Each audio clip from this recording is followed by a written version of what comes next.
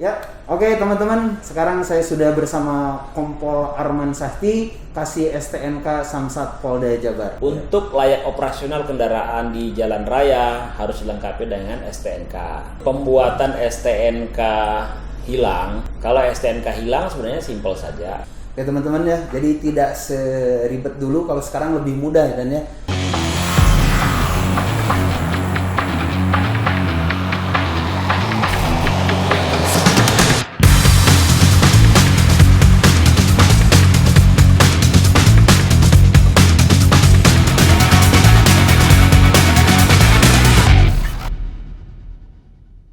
Assalamualaikum warahmatullahi wabarakatuh. Kembali lagi di Polistory ID. Ya, channel yang selalu membagikan informasi, yang selalu membagikan lainnya. Oke, teman-teman, bisa teman-teman lihat sendiri. Sekarang kita berada di tempat makan Padang. Ya, oke, bisa teman-teman lihat ini Samsat. Tadi salah, bukan tempat makan ya. Tapi kita sekarang sudah berada di Samsat.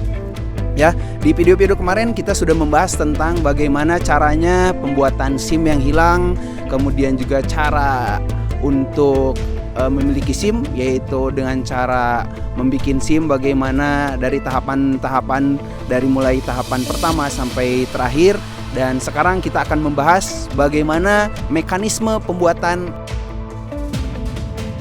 Oleh karena itu kita akan ngobrol-ngobrol bareng bersama Kompol Arman, Kasih STNK Samsat Polda Jabar. Oke, ikuti terus. Let's go. Ya, oke teman-teman, sekarang saya sudah bersama Kompol Arman Sahti, Kasih STNK Samsat Polda Jabar. Oke, tepuk tangan dulu teman-teman.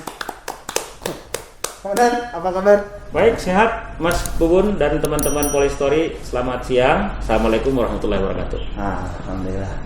Oke teman-teman, perlu diketahui nih teman-teman, Pak Arman ini dulu mantan bukan mantan pacar ya Dan. Ya, dulu salah satu mantan pimpinan saya, dulu KBO Lantas Polrestabes Bandung. Ya, betul. Dan sekarang Pak Arman sudah jadi Kasih STNK di Samsat Polda Jabar ya. Kemudian biar lebih akrab, kita buka kita udah menjaga protokol kesehatan. Alhamdulillah saya juga ada vaksin ketiga. Ya, alhamdulillah. Insyaallah sehat. Amin ya. Amin. Oke Dan, gimana Dan kabarnya Dan?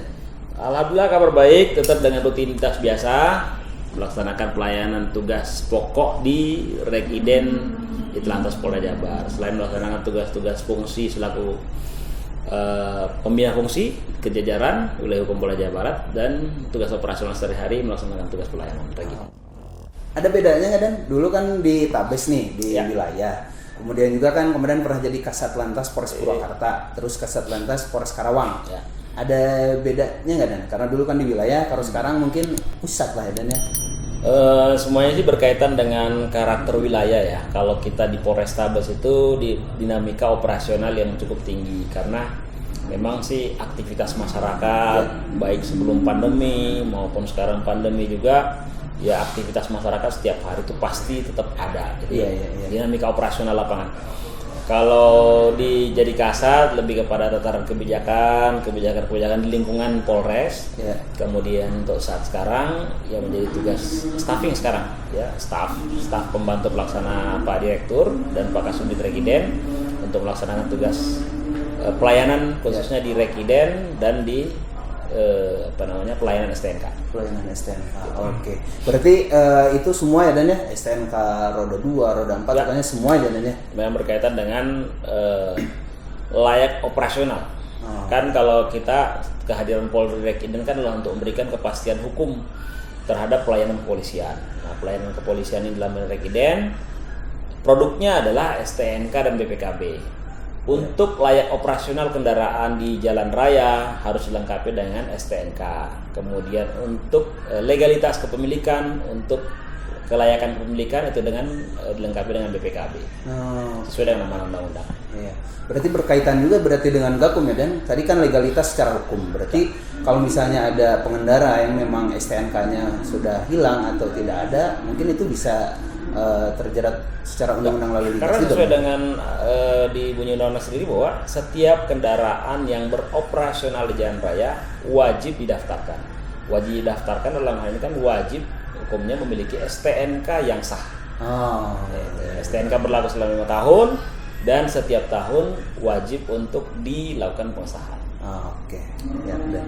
Oke, Dan. Jadi ngomong-ngomong STNK kan ya, Dan. Karena kemarin kan Polistory ID ini pernah bikin mekanisme pembuatan SIM yang hilang. Nah, banyak yang komentar, Pak, tolong dong bagaimana caranya, mekanismenya untuk pembuatan STNK yang hilang, bagaimana prosedurnya atau bagaimana mekanismenya gitu. Nah, gimana benar? Baik teman-teman Polistory, jadi pembuatan STNK hilang pada prinsipnya semua layanan direct ident ini mengacu pada salah satu asas ya.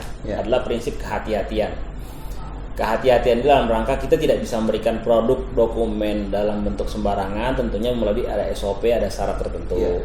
Kalau STNK hilang sebenarnya simpel saja, tidak terlalu dengan tidak mengesampingkan prinsip kehati-hatian ya.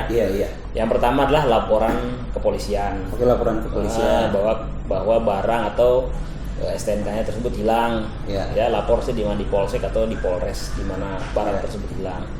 Kemudian yang tentunya pasti ada BPKB. Ya, BPKB dihadirkan untuk kita mengetahui bahwa kepemilikan kendaraan tersebut sah. Kemudian kendaraan dihadirkan di Samsat untuk dilakukan cek fisik kendaraan untuk memastikan fisik kendaraan dengan dokumen itu sesuai. Kemudian ada surat pernyataan bermaterai bahwa dokumen tersebut hilang. Karena kan yang kita takutkan jangan sampai dokumennya digandakan untuk kepentingan kejahatan dan sebagainya. Saya rasa itu saja, dan kita memberikan waktu dulu kepada wajib pajak untuk masih berupaya mencari dulu. Siapa tahu karena terselip atau disimpan di mana barang STNK tersebut hilang. Kita berikan waktu. Itu saja syaratnya. Kalau itu syarat tadi, dan yang keempat pernyataannya itu dibikin sendiri atau bisa dibikin sendiri ataupun format yang sudah kita siapkan di Samsat, bisa nanti minta formatnya. Hanya pernyataan resmi dari yang bersangkutan bahwa kendaraan STNK-nya betul-betul hilang. Berarti kalau dulu kan ini, kalau misalnya STNK hilang itu harus diiklankan di media cetak, di media online atau apalah lainnya yang berhubungan dengan periklanan. Nah, apakah sekarang emang sudah tidak berlaku atau gimana? STNK harus dibedakan ya. Kalau STNK hilang, kemudian ada juga BPKB hilang. Kalau STNK hilang tidak perlu dengan ada iklan ya, ada persyaratan iklan, karena di Perpol 7 sendiri tahun 2021 mengatakan bahwa syarat tadi identitas diri, BPKB, kemudian cek fisik dan surat pernyataan. Jadi cukup 4 aja gitu, Dan. Oke, teman-teman ya. Jadi tidak seribet dulu, kalau sekarang lebih mudah, Dan ya. Itu hanya 4. Dengan tidak melupakan ada prinsip kehati-hatian ya. Iya. Karena kan modus kejahatan sekarang bermacam-macam. Orang bisa dengan menggandakan dokumen, bisa dokumen tersebut digunakan untuk kendaraan lain jenis ataupun sebagainya. Itu yang kita hindari. Oke. Kemudian untuk biayanya sendiri, Dan? Untuk biaya sendiri sesuai PNBP, ada PNBP tertera di masing-masing Samsat untuk PNBP STNK. Ada itu saja. Kalaupun ada tambahan PKB, selama PKB yang masih berlaku, saya rasa tidak. Menyesuaikan masa berlaku PKB-nya. Masa PKB ya. Oke, siap, Dan. Itu untuk biaya. Kemudian untuk lama pengurusan, Dan. Karena kan orang-orang sekarang yang tadinya nggak mau ribet, akhirnya nyuruh ke orang atau gimana, mungkin bisa disampaikan. Kalau dokumennya lengkap sih saya rasa bisa sehari selesai ya. Sehari selesai, ataupun juga kita masih memberikan kesempatan kepada wajib pajak dulu untuk berupaya mencari dulu ya. Karena kan yang kita tadi khawatirkan, kita tidak mengharapkan ada modus kejahatan dengan menggandakan dokumen tadi berupa STNK. Yang kita masih memberikan kesempatan kepada wajib pajak. Kita lihat dari tanggal laporannya, bila masih waktunya masih singkat, ya kita kasih kesempatan dulu. Siap. Oke, untuk selanjutnya, Dan, tadi kan biaya, terus selama pengurusan, terus ada nih selipan dari teman-teman katanya dia punya kendaraan tapi lama tidak diisikan. Nah itu bagaimana Dan? Apakah seperti halnya bayar pajak biasa? Terus apakah pelanggarannya seperti apa? Dendanya bagaimana? Itu gimana Dan? Dalam beberapa aturan tertentu kendaraan tersebut bisa ya, kendaraan dapat, kalau saya bilang kendaraan dapat dihapuskan dari data rekiden apabila dia selama 5 tahun tidak melaksanakan registrasi ditambah dengan 2 tahun dengan persyaratan tertentu. Itu yang saya tekankan, dengan persyaratan tertentu. Kemudian apabila kendaraan tersebut sudah lama tidak bayar pajak, sebenarnya sih contoh yang buruk ya, kalau saran saya sih kendaraan bisa tertib dia bayar pajak karena pajak yang juga untuk kepentingan kita semuanya. Kemudian yang kedua, demi tertib administrasi memiliki STNK dan BPKB. Tentunya dari PKB-nya nanti ada hitungan-hitungan tersendiri, baik dendanya maupun hitungan pajaknya. Kalau kita di sini kendaraan tersebut registrasi di data kita, data rekiden, kemudian kita kembali cek fisik kendaraannya, kemudian identitas kepemilikan, ya bisa didaftarkan. Ya, yang penting tidak mengalami perubahan bentuk. Kadang-kadang motor tersebut sudah modifikasi, sudah berubah bentuk ataupun sebagainya, ya kita akan adakan pertimbangan-pertimbangan tertentu. Iya. Siapa tahu kan nanti dari awalnya Grand gitu kan udah jadi NMAX kan, gitu bisa. Jadi